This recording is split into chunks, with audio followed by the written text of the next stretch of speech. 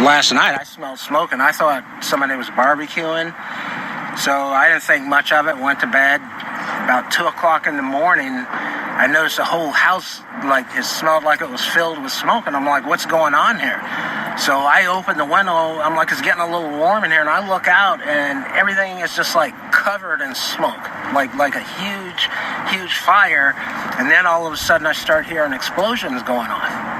And I got to thinking, I'm like, why is everything blowing up like this? I'm like, there's no chemical plants. There's nothing like that. So I kind of like pushed it to the side of my mind, tried to get a little bit more sleep, and then there's just more bombs going off and off.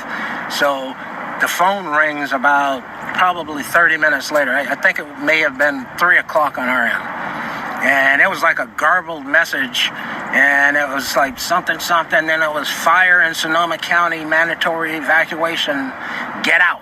And then the phone hangs up, and I'm like, I didn't catch half of that. I'm like, what did that mean? So I go downstairs, and my wife's already down there, and she's like, we have to get out. And I'm like, why? And she says, like, there's a big fire. I hear there's a big fire. So we go and we look outside to the north on the back side of our house, and you can see the whole sky was like orange. So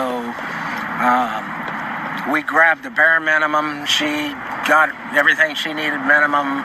I got my wallet, and we grabbed the cat and get in the car. And I look up the street, and I ask everybody, what's going on? And they're like, it's an evacuation. Everything's on fire here. So I look down the street, and all you can see were brake lights.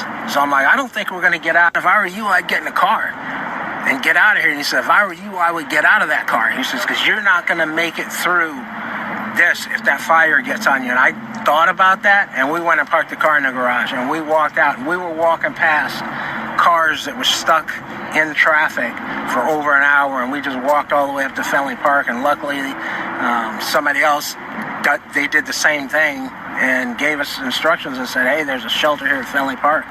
So that's kind of what brought us here.